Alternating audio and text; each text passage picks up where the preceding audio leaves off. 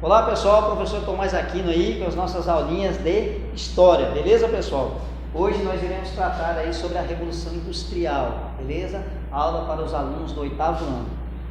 Vamos lá, prosseguindo, vamos na massa, né? Olha só pessoal, primeiro a gente tem que entender o que foi a Revolução Industrial. Foi um processo onde a máquina ela vai começar a produzir produtos em grande quantidade, substituindo o que? A produção humana, certo? Você observa o seguinte, que o ser humano, ele produz um determinado produto, mas ele tem as suas limitações, né, de tempo, de cansaço e tudo mais. E a máquina, diferentemente disso, não. Ou seja, ela produz um determinado, não tem aquele período de cansaço, de se cansar, tem que parar, não. Ela vai produzindo até onde não puder mais, uma quebra e tudo mais. Então é isso aí, beleza? Então a gente vai entender um pouquinho a respeito da Revolução Industrial, onde ela ocorreu. Primeiramente foi na Inglaterra, país da Europa, por volta do século, meados do século XVIII, 1775, 1776, são datas aproximadas aí desse processo de revolução industrial, dessa transformação aí nos meios de produção. Beleza, pessoal? Olha só, fatores que vão anteceder a Revolução Industrial. Por exemplo, a dinastia Stuart, onde nós temos Henrique VII, Henrique VIII e Elizabeth I. Henrique VII, ele vai conseguir apaziguar a Inglaterra, né? Ele vai trazer para si, para próximo de si, o exército, né? Vindo aí de uma disputa entre as duas famílias, né? A Lancaster e a York, né? A guerra das duas vozes. Então ele vai se aproximar do exército, ele vai controlar e apaziguar a situação. Isso é bastante interessante, né? Importante, onde tudo vai estar apaziguado. Aí vem o filho dele, que vai ser um dos reformadores protestantes, né? Ele queria se separar da sua rainha, né? Porém, queria o divórcio, porém a Igreja Católica não permitia. O que ele vai fazer? Então ele vai criar uma nova igreja, né? A Igreja Anglicana. Ele vai se separar aí da Igreja Católica, né? E vai conseguir o seu divórcio, separando assim da sua esposa, Catarina, né? A princesa Catarina, né? Esposa dele. Então ele vai se separar, constituir o divórcio, e com isso ele vai se separar também da igreja, né? Vai criar a própria igreja, a igreja anglicana, onde ele vai ser o chefe da igreja. E aí o que ele vai fazer? Todas as terras que pertenciam à igreja agora vai pertencer a ele. E o que ele vai fazer com isso? Ele vai pegar parte dessas terras para si, parte dessas terras ele vai integrar aos seus apoiadores, né? Ou seja, a nobreza inglesa que apoiava ele, e outra parte ele vai vender, leiloar para uma outra nobreza, a nobreza aburguesada, sedenta o quê? De enriquecimento, né? De poder econômico. Beleza, pessoal? Então, isso vai ser aí uma fase de evolução aí da dinastia Stuart. Também Elizabeth I, ela vai enriquecer a marinha, enriquecer a burguesia também, com atos de pirataria chamado de corsário, né? Onde os corsários serão piratas, apoiados, financiados pela coroa inglesa, eles vão participar desse enriquecimento aí. Então esses três ideias aí foram bastante importantes para o desenvolvimento aí da burguesia inglesa. Bom, Revolução Puritana, né? Aí nós tivemos na Revolução Puritana aí, no governo de Oliver Cromwell, os atos de navegação. Esses atos de navegação vão dizer o seguinte, que qualquer produto que entrasse ou saísse da Inglaterra só poderia ser transportado em navios ingleses, beleza? Então, um produto saindo da Inglaterra para Portugal, ele só poderia ser transportado num navio inglês. Se viesse um produto de Portugal para a Inglaterra, só poderia ser transportado num navio inglês.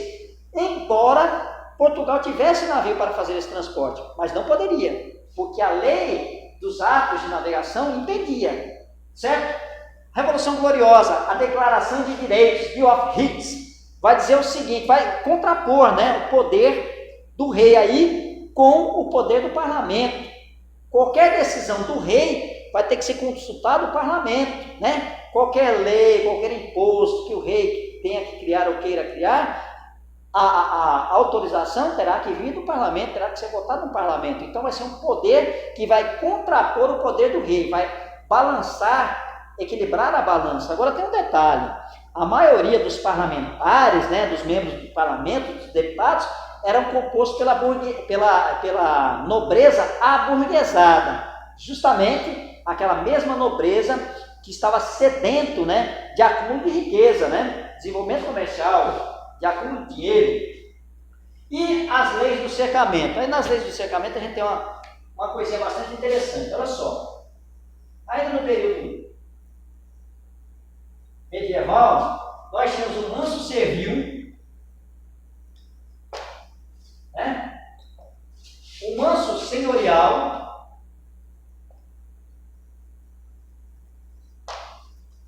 e o manso comunal.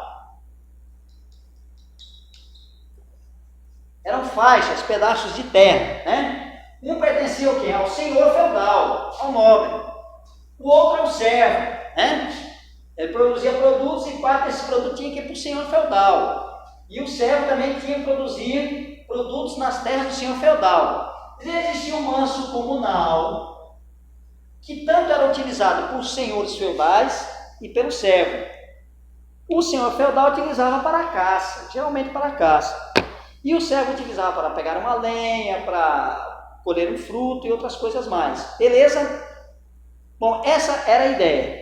Porém, a lei dos cercamentos, né, já não vai existir mais esse processo todo aqui. Esse manso comunal, né, essas terras, tanto nobres, né, quanto os servos podiam utilizar, ele vai ser cercado para ser transformado em pastos, onde ovelhas, que eram os principais fornecedores de matéria-prima, que era a lã, aí no período da Revolução Industrial, né, no início da Revolução Industrial, eles eram criados, né? Então serão as ovelhas devorando os homens, beleza? Não estou enganado, isso foi uma frase do livro de Thomas More. Beleza, pessoal? Então o que acontece? O cercamento vai ser justamente nessas terras comunais, que os servos poderiam adquirir lenha, outros produtos e tudo mais.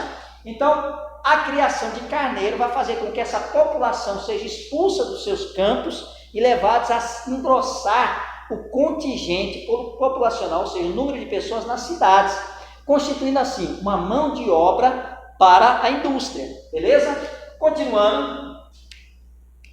Bom, fatores que contribuíram para o pioneirismo, né, inglês, para que a Inglaterra fosse os primeiros, né? O isolamento territorial. A Inglaterra era uma ilha, né? E essa ilha era uma ilha que permitia tanto acesso às colônias, às suas colônias na América, beleza? Na América ali central e parte da América do Norte. Na América do Norte, mas assim, na parte central e norte da América. Para as colônias onde estavam as colônias inglesas, beleza? E também acesso a Portugal, Espanha, a França, tudo mais. Então ficava ali um ponto estratégico bastante interessante. Isolado, livre de conflitos com outras nações. Beleza?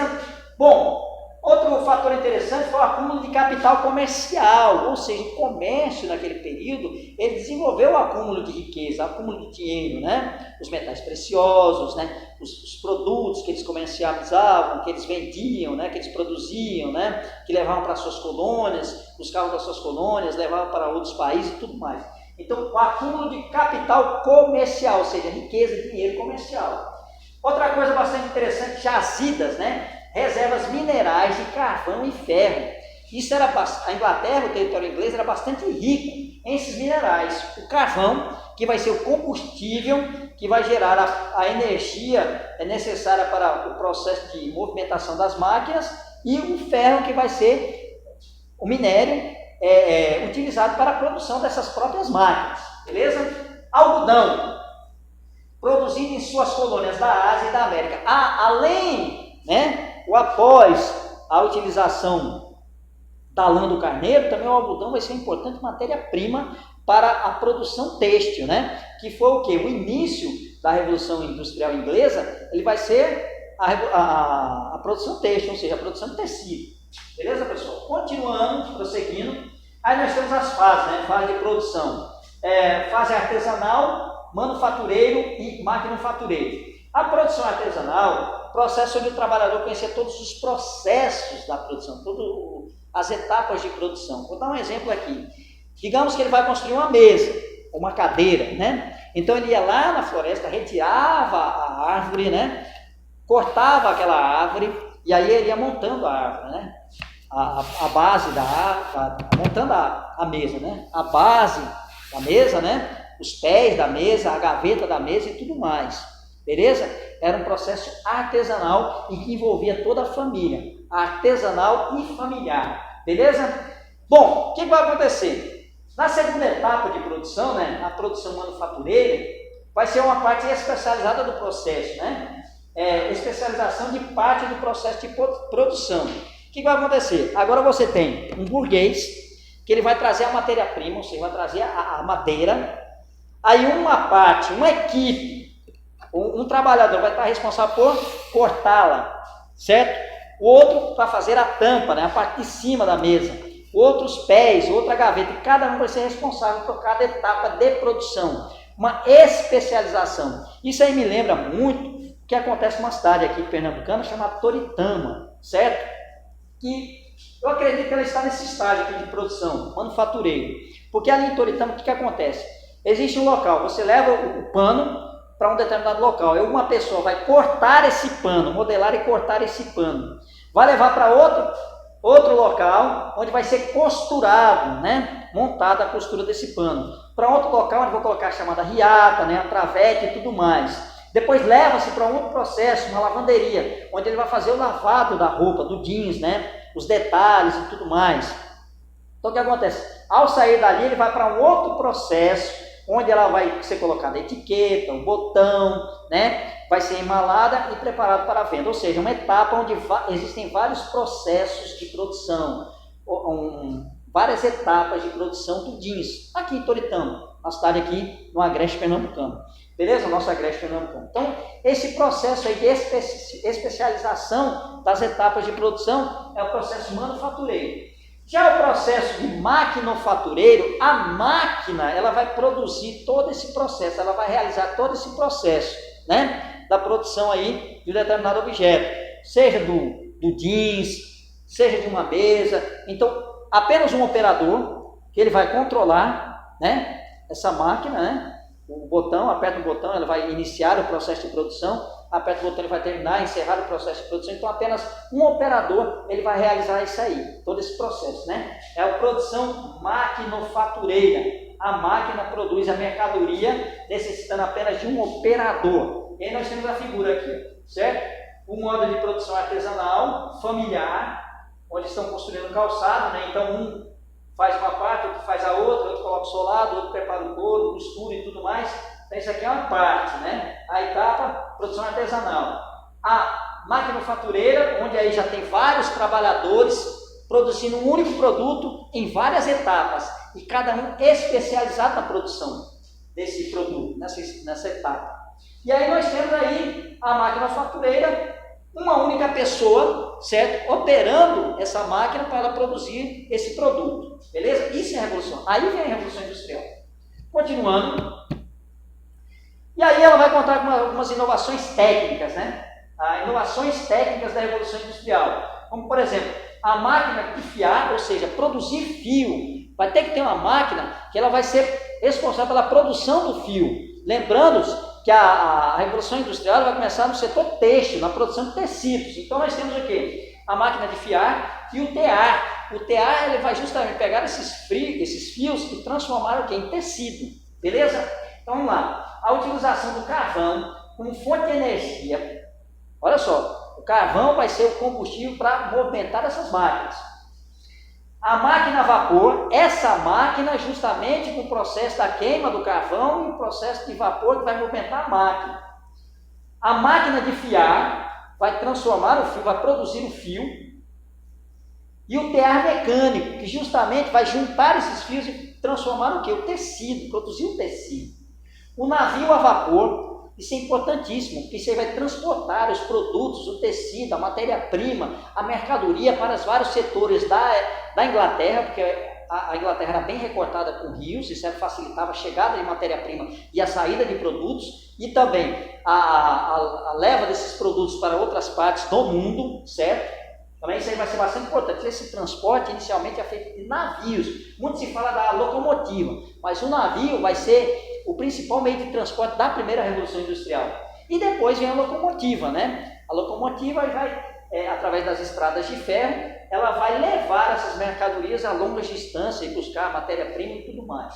Nós temos também o telégrafo, isso é bastante importante para se comunicar, porque até hoje, nos dias de hoje, se você é um comerciante, se você é um produtor, se você é um industrial, você precisa de quê? Você precisa de comunicação.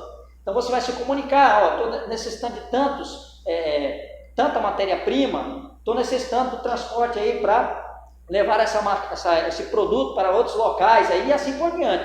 Então, essa matéria-prima, essa revolução nos meios da comunicação é bastante importante, importantíssimo, né? E o desenvolvimento do telégrafo aí vai contribuir muito para isso. Bom, foram importantes inovações técnicas que contribuíram para a revolução industrial.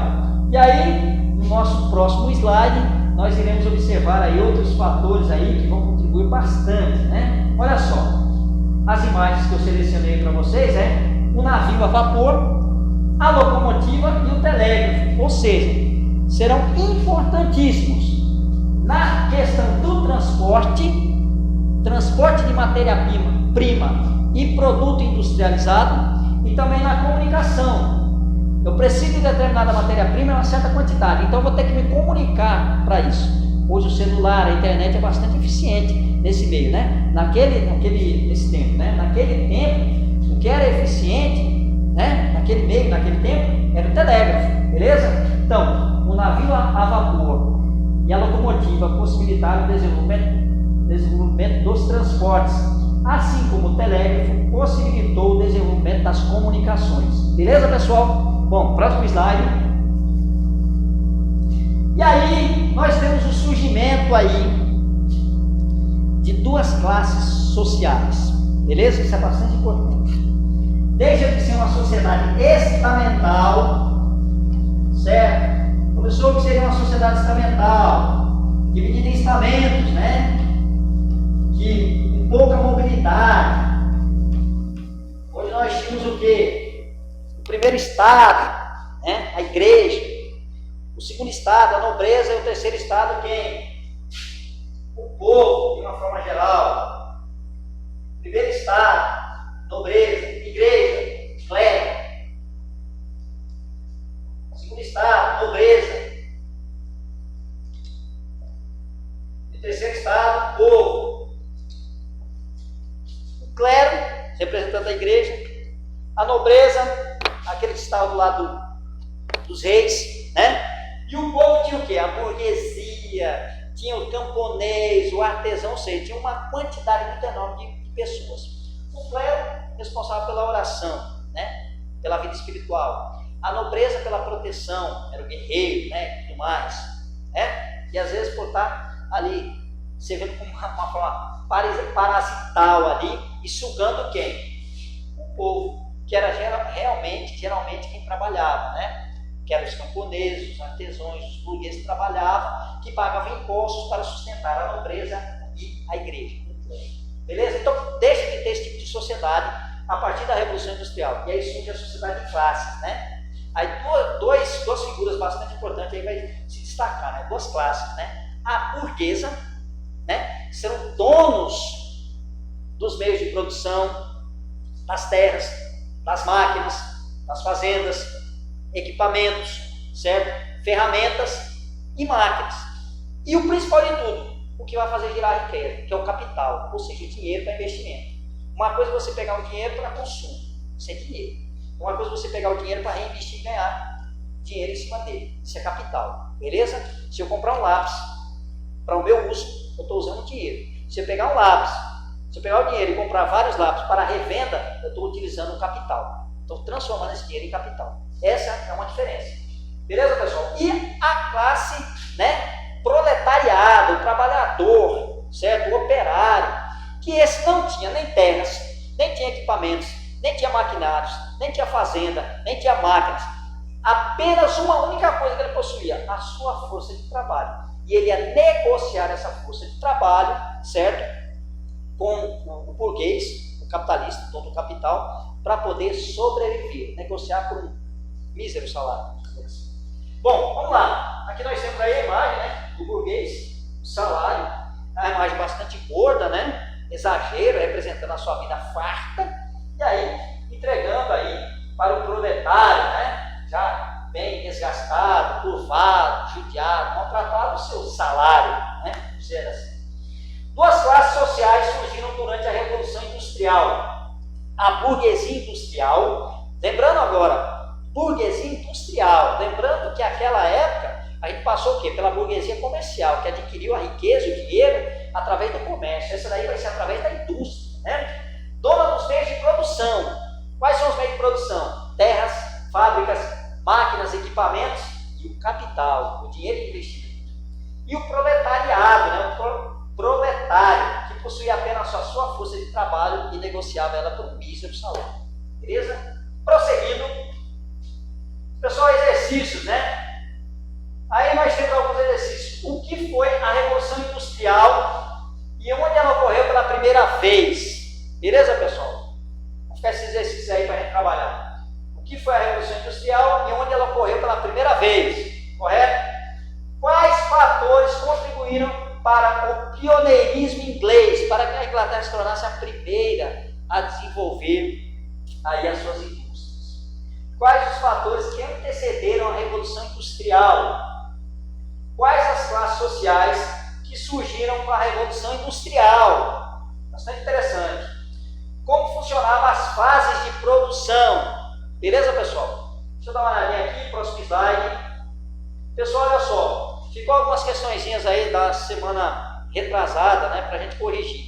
Eu não trouxe hoje, mas a gente vai trazer e nas outras aulas a gente vai corrigir tanto essas questões aí, como as outras questões que ficou pendente. Não se preocupe, não vai prejudicar ninguém, certo? Estou lembrado daquelas questões, mas não trouxe hoje. Vou trazer na próxima semana também. Beleza, pessoal? Um forte abraço a todos, fiquem todos com Deus e uma boa semana.